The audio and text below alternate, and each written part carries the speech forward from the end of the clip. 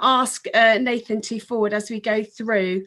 So thank you very much for inviting me here this evening. I think in some ways it's been hard to think about climate this year because we've been so overwhelmed with COVID. It has been an incredibly challenging year, but I think one of the positive things that we've learned is that global cooperation and swift government action is possible. And I think that's really heartening because while we consider how far COVID has forced us to change quickly, we need to bear in mind that the scale of the climate crisis and the impacts that this will have for people go absolutely far beyond the impacts of the pandemic or any economic crisis. Next slide, please. The World Economic Forum is very clear that climate change is our largest risk. We are not taking adequate steps to address this risk. But in missing this, we are also missing a key opportunity for economic recovery coming out of COVID. Next slide, please. The world has agreed that we definitely need to act. Oh, I'm sorry, we've gone too fast. That's not my next slide. Oh, okay. All right. Sam, this is a sequence I've got. You must have an updated version. Okay. All right, that's fine. We will go on. Next slide, please. The world absolutely has agreed that we need to act. I think when we tend to think of climate change, though, we think of it as something that will happen in the future, but actually it is already with us. Global average temperature is already 1 degree higher. Our sea levels have already risen. Our weather has already changed. And I think if you consider some of the news in recent months with the extraordinary fires we've seen in Australia, in California, in Argentina, increased storms in the Caribbean and the USA, we can see the implications of this around the world. But we're also experiencing this here in Essex. We are having hotter summers. We are seeing more flooding. We are having more extreme weather events in the UK. And the risks of these are continuing to increase. Next slide, please. So the world has signed up to do something about this. We are all signed up to the Paris Agreement, even the USA, I'm pleased to note, will be rejoining in January. And this aims to limit the global average temperature rise to 1.5 degrees. This is an unprecedented level of global cooperation, but this agreement doesn't mean anything if we don't take any action. I'm sure some of you will have seen last week in the press that countries such as China are coming forward with promises for further action that could take us to an average temperature rise of 2 degrees. But the reality today is that given the actions that we've put in place, we're actually heading for a 3-degree world. And that really means some profound changes to our global weather systems. Next slide, please. So here in Essex, our flood risk is increasing year on year. Over the next 30 years, the forecast is that the number of homes at risk of flooding is expected to double. And this is not just coastal flooding. Surface water flooding, which is what you'll experience here in Uttlesford, accounts for more than half of that risk. Next slide, please. In Essex, we're also experiencing water shortages. These are most extreme in the north of the county, including here in Uttlesford. And again, this will get worse year on year as our weather becomes more extreme with hotter, drier summers. Next slide, please. And the impact of this on our landscape is potentially profound. If we do not take steps to change our land use and protect our soils, we risk severe degradation of our agricultural land and long-lasting damage to our farming economy. Next slide, please. You will all know that the UK is committed to be a net zero country by 2050. So where do we need to focus to achieve that? You'll see here in this graphic, this is where our greenhouse gases are currently coming from nationally. Our energy sector used to be the worst offender, but we've been really successful in reducing greenhouse gases from electricity production, moving away from coal and increasing renewables. So now our major contributor is transport. This is true for us in Essex as well. Transport is our largest emitter and we are very car dependent. I think most people underestimate, however, how much our own homes and the rubbish we throw away also contribute. Next slide, please.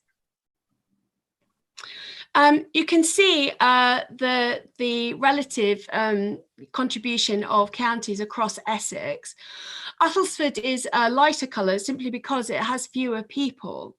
But the distribution of carbon emissions, and apologies, this is an older version of this slide deck because I'm actually missing the specific pie chart for Uttlesford, but actually in Uttlesford specifically, transport accounts for almost 3/4 of greenhouse gas emissions, and the vast majority of the rest, almost 1/4, is from our buildings. Next slide, please. So despite our commitments to be a net zero country, we are not in fact on track to achieve this. You'll have seen today the Committee on Climate Change has published a roadmap for the UK that sets out how we can actually achieve this target. So we know how to do it, but the reality is we are not yet taking enough action to get there. Next slide, please. So the government hopes that we will build in Essex a lot more new homes. And the question for us is how far these homes will add to our climate challenge.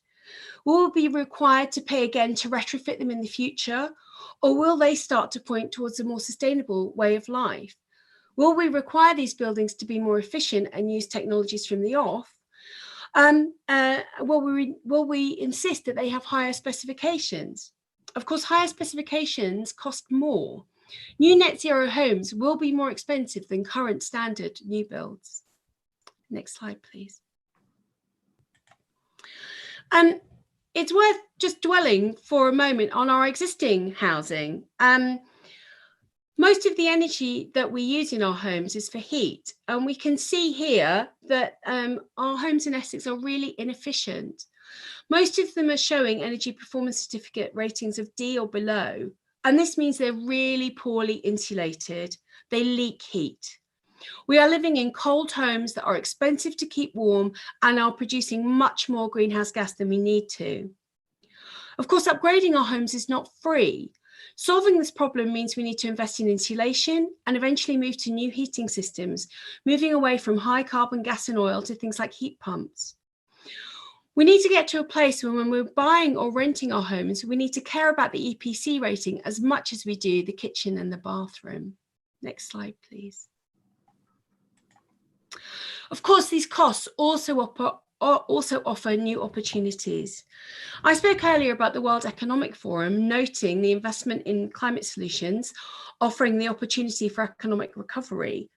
Here in the UK, the sustainable construction sector is expected to grow and create 1.8 million new jobs, with 500,000 of these in the southeast. So there is a real opportunity for Essex here. Next slide, please. The latest research shows that investing in energy efficiency and renewable technology creates more jobs than any equivalent investment in oil and gas. There is a genuine case for the value of a green stimulus. Next slide, please. You may be aware that the Essex Climate Commission has been set up this year, and this has been considering what Essex as a county needs to do to move to be net zero by 2050. It is an independent cross-party panel that brings together over 30 commissioners from Essex universities, businesses, stakeholder groups and the public sector organisations to think about this challenge. The Commission is considering how we need to move across 6 key themes, which are set out here, and has already made recommendations on the steps we need to take against 4 of these. So how to adapt to an already changing climate and deal with things like overheating and flooding, how to change our transport systems, our built environment, and how we need to use our energy and waste systems. Time, of course, does not allow me to take you through what are a very substantial raft of recommendations, but I will draw some of these out that are relevant when we're thinking about your local plan. Next slide, please. So the Commission recommends that all new buildings should be net zero. New schools from next year, new houses and commercial buildings by 2025. The Commission recognises that not all old buildings can get down to zero emissions. We will struggle to retrofit some of our listed and heritage buildings, which are a key part of our history and landscape. So to balance out these emissions, new builds should be carbon positive from 2030. This means that they will be net absorbers of greenhouse gases, for example, by generating renewable energy for others to use and growing trees to absorb carbon. Net zero buildings are fit for the future. They will not need to be changed to meet standards in 2050.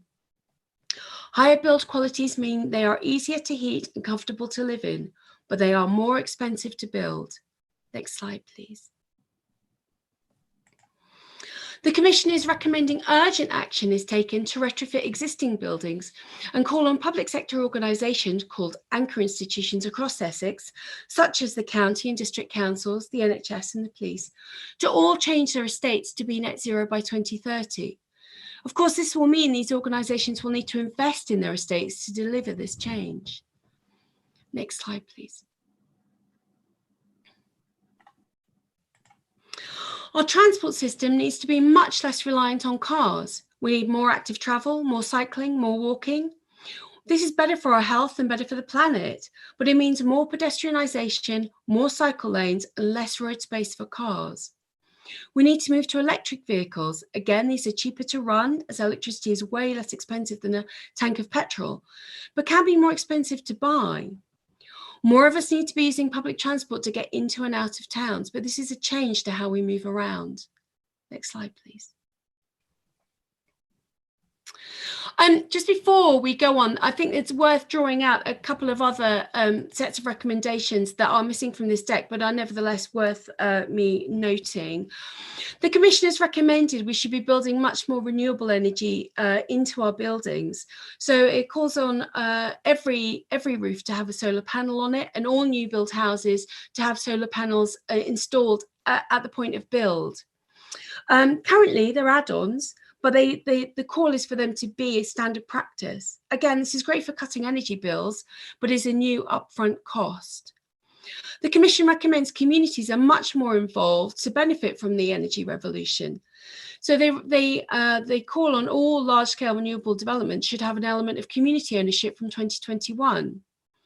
But the level of the scale up in renewable energy generation will mean that we will be putting some solar on our land. This can be done sensitively to ensure land can also support wildlife, but it's a change to how our land is used, and solar farms currently are very, very rare.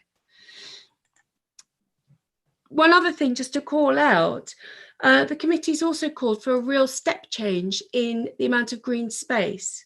The best adaptation to flood risk, overheating, and all the other risks associated with an already changing climate is to build more green space. This means more green space in our towns, in our housing developments is given over to planting.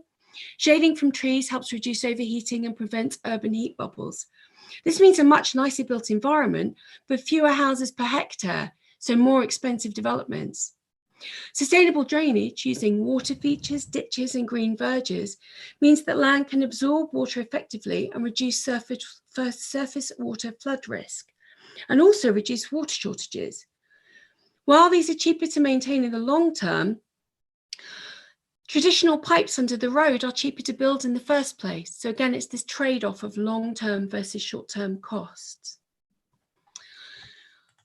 I think Uttlesford is already taking steps to deal with this and has declared a climate emergency in July last year. They've developed an energy and climate working group and made a commitment to be net zero by 2030. So they're ahead on that Commission recommendation already. Next steps, please. The Council is using its own influence and working with others to drive this agenda more broadly. Next slide, please. And is taking some practical steps towards delivery. It's issued a climate change strategy guidance, it's agreed principles to protect and enhance biodiversity, and is piloting a net zero housing project. But I suppose the key question for this evening is what else needs to happen? Next slide, please. These are the questions that are in your pack, so you will have these in front of you.